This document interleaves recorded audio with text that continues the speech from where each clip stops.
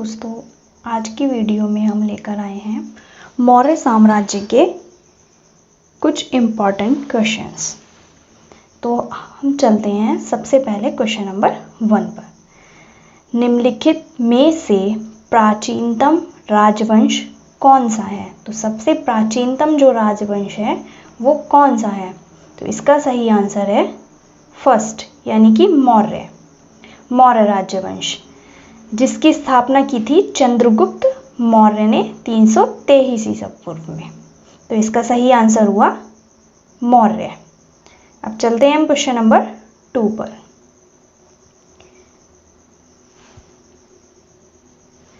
निम्नलिखित में से वह व्यक्ति कौन है जिसका नाम देवनाम प्रियदर्शी भी था?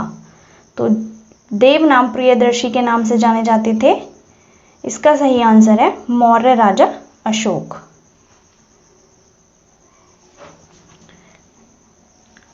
मौर्य राजा अशोक जो थे उनका नाम देवनाम प्रियदर्शी भी था। उसके शासन का प्रथम काल एक सामान्य चक्रवर्ती राजा के आदर्शों की तरह व्यतीत हुआ था। तो जो मौर्य राजा अशोक थे उन्हें ही देवनाम प्रियदर्शी भी कहा जाता था। चलते हैं हम क्वेश्चन नंबर 3 पर। क्वेश्चन नंबर 3 है, अशोक ने तृतीय बौद्ध परिषद कहाँ बुलाई थी? तो अशोक ने तृतीय बौद्ध परिषद बुलाई थी। इसका सही आंसर है पाटलिपुत्र में। जो बौद्ध संगतियाँ थी वो प्रथम बौद्ध संगति हुई थी राजगृह में, द्वितीय बौद्ध संगति हुई थी वैशाली में, तृतीय बौद्ध संगति हुई थी पाटलिपुत्र में, और जो चौथी बौद्ध संगति थी वो हुई थी कुंडल वन में। तृतीय बौद्ध संगति लगभग 255 ईसा पूर्व में पाटलिपुत्र में हुई थी, जो अशोक के शासनकाल में हुई थी। तो इसका सही आंसर हुआ पाटलिपुत्र। अब चलते हैं क्वेश्चन नंबर 4 पर। अशोक के अधीन मौर्य राजतंत्र का सबसे सही वर्णन निम्नलिखित में से कौन सा होगा? तो इसका सही आंसर है प्रभुत्व स्वेच्छाचारी शासन। जो अशोक के अधीन मौर्य राजतंत्र का सबसे सही वर्णन हुआ था प्रभुत्व स्वेच्छाचारी शासन। तो इसका सही आंसर हुआ फर्स्ट। अब चलते हैं क्वेश्चन नंबर 5 पर। अशोक की प्रशासनिक नीति में भारी परिवर्तन किस घटना से आया? तो इनका किस घटना से आया था? कलिंग युद्ध। अशोक ने भेरी घोष की नीति त्याग कर धम्म घोष की नीति को अपनाया था कलिंग युद्ध के बाद। तो इसका सही आंसर हुआ कलिंग युद्ध। अब चलते हैं क्वेश्चन नंबर 6 पर। निम्नलिखित में से कौन सा जानवर सारनाथ स्तंभ पर उत्कीर्ण नहीं है? तो कौन सा है? इसमें है जो हिरन सारनाथ स्तंभ पर उत्कीर्ण नहीं है। तो सारनाथ स्तंभ पर है, बाकी के 4 पशु गज, अश्व, बैल, सिंह की आकृतियां उत्कीर्ण है, बस हिरन नहीं है उसमें। तो क्वेश्चन नंबर 6 का आंसर हुआ हिरन। चलते क्वेश्चन नंबर 7 पर। चंद्रगुप्त मौर्य के दरबार में भेजा गया यूनानी राजदूत कौन था? तो जो यूनानी राजदूत था वो था मेगस्थनीज। इसका आंसर है मेगस्थनीज। सेल्यूकस जो थे ने मेगस्थनीज नामक अपना राजदूत चंद्रगुप्त मौर्य के दरबार में भेजा।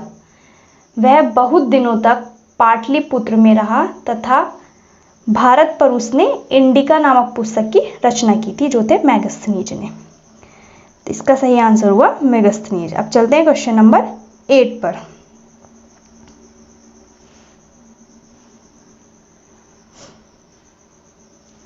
अर्थशास्त्र की रचना किसने की थी? तो जो अर्थशास्त्र की रचना की थी इसका आंसर है कौटिल्य। कौटिल्य ने की थी अर्थशास्त्र की रचना। यह राज शासन पर लिखा गया कौटिल्य का महत्वपूर्ण ग्रंथ है। तो इसका सही आंसर हुआ कौटिल्य। अब चलते हैं क्वेश्चन नंबर 9 पर।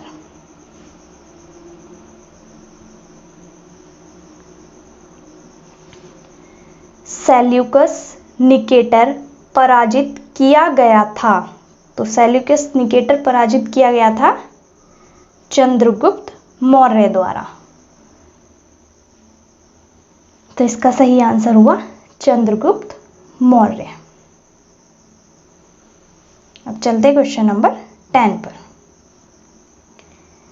निम्नलिखित में से कौन मौर्य वंश का अंग नहीं था? तो मौर्य वंश का अंग नहीं था, वो था अजात शत्रु। इसका आंसर है अजात शत्रु, क्योंकि जो अजात शत्रु थे वो थे हर्यक वंश के। इसका सही आंसर है अजात शत्रु। अब चलते हैं क्वेश्चन नंबर 11 पर। अशोक ने अपने सभी अभिलेखों में एक रूपता किस प्राकृत का प्रयोग किया है? इन्होंने किया है मागधी प्राकृत का उपयोग। इसका सही आंसर है मागधी। अब चलते हैं क्वेश्चन नंबर 12 पर। निम्नलिखित में से किस विदेशी यात्री ने भारत का दौरा सबसे पहले किया था? तो वो कौन थे जो सबसे पहले भारत दौरे पर आए थे? इसका सही आंसर है मेगास्थनीज। और मेगास्थनीज ही थे जिन्होंने भारत पर इंडिका नामक पुस्तक की रचना की थी। तो इसका सही आंसर हुआ मेगास्थनीज। अब चलते हैं क्वेश्चन नंबर 13 पर।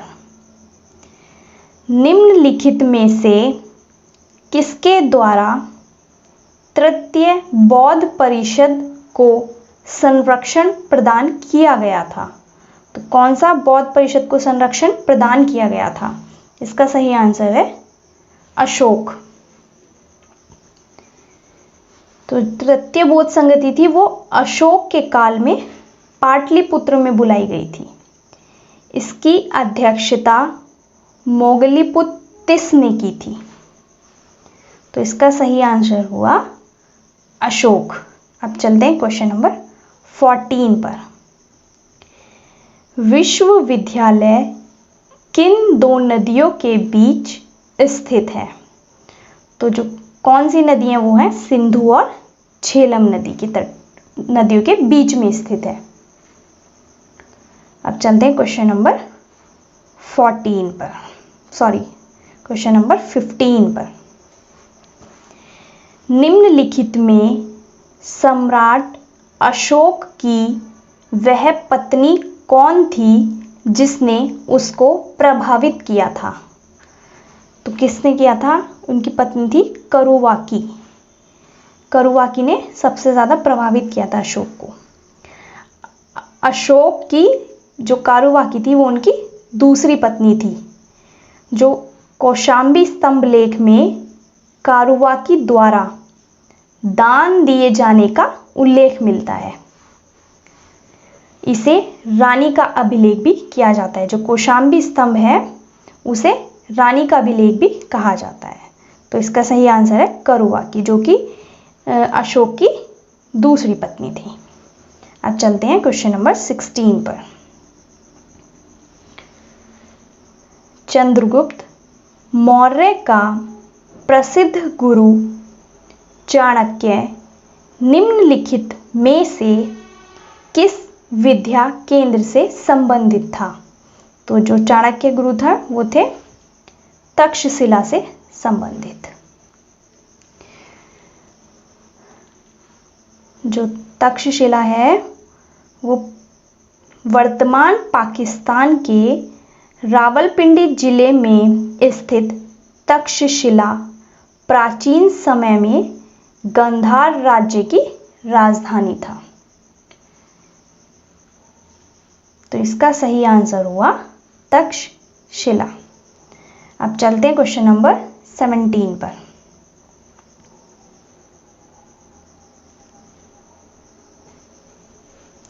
यूनानियों को भारत से बाहर किसने निकाला था? तो इसका सही आंसर है चंद्रगुप्त मौर्य ने। चंद्रगुप्त मौर्य ने निकाला था यूनानियों को भारत से बाहर। अब चलते हैं क्वेश्चन नंबर 18 पर। कलिंग युद्ध किस वर्ष में हुआ था? तो कलिंग युद्ध हुआ था 261 BC। कलिंग का प्राचीन राज्य वर्तमान दक्षिण ओडिशा में स्थित था। कलिंग उस समय व्यापारिक दृष्टि से अत्यंत महत्वपूर्ण राज्य हुआ करता था। अशोक के 13वें अभिलेख में इस युद्ध का उल्लेख हुआ है, कलिंग युद्ध का, जो अशोक का 13वां अभिलेख है। तो इसका सही आंसर हुआ फर्स्ट 261 BC। अब चलते हैं क्वेश्चन नंबर 19 पर। प्राचीन भारत का प्रसिद्ध शासक कौन था जिसने अपने जीवन के अंतिम दिनों में जैन धर्म अपना लिया था? तो जैन धर्म अपना लिया था चंद्रगुप्त मौर्य ने। इसका सही आंसर है चंद्रगुप्त। अब चलते हैं क्वेश्चन नंबर 20 पर। शिलालेखों में किस राजा को देवानापिया प्रियदर्शी यानी कि देवताओं का प्रिय कहा गया है? तो वो है राजा अशोक। अशोक को कहा गया है देवनाम प्रियदर्शी यानी कि देवताओं का प्रिय, या फिर इसे देखने में बहुत सुंदर, ये उपाधि मिली थी राजा अशोक को। तो अब चलते हैं क्वेश्चन नंबर 21 पर। भारतीय रंगमंच में यवनिका का शुभारंभ किसने किया? तो यवनिका का शुभारंभ किसने किया था? इसका सही आंसर है यूनानियों ने।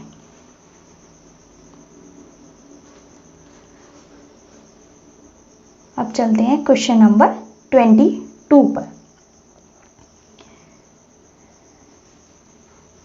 जूनागढ़ शिलालेख का संबंध किससे है? तो जूनागढ़ शिलालेख का संबंध है रुद्रदामन।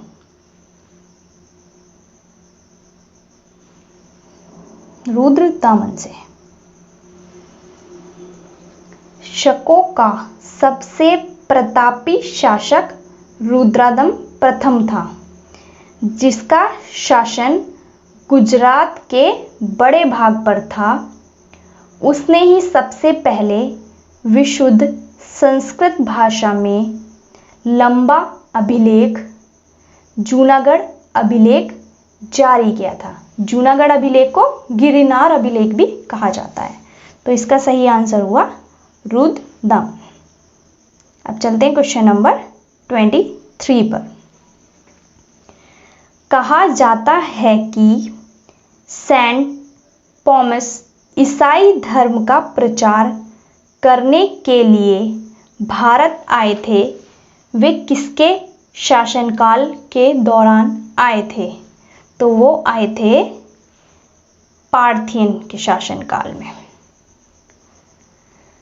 जो भारत में ईसाइयों का आगमन ईसा के जन्म के 1 शताब्दी बाद का माना जाता है। ऐसा माना जाता है कि ईसा के जन्म के 1 शताब्दी बाद ईसाइयों का आगमन हुआ था भारत में, और इस समय भारत में पार्थियों का शासन था। जो पार्थी थे उनका शासन हुआ करता था उस समय। तो इसका सही आंसर हुआ पार्थियन। चलते हैं क्वेश्चन नंबर 24 पर।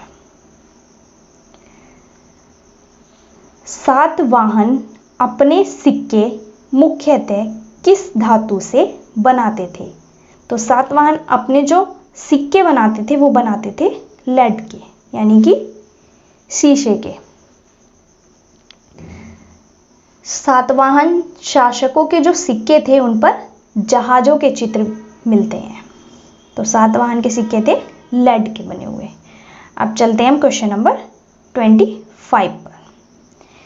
निम्नलिखित में से किसके शासन काल के दौरान प्रसिद्ध अजंता गुफाओं में उत्कीर्णन का काम सबसे पहले शुरू किया गया था? तो सबसे पहले शुरू किया गया था सातवाहन। इसका सही आंसर है सातवाहन।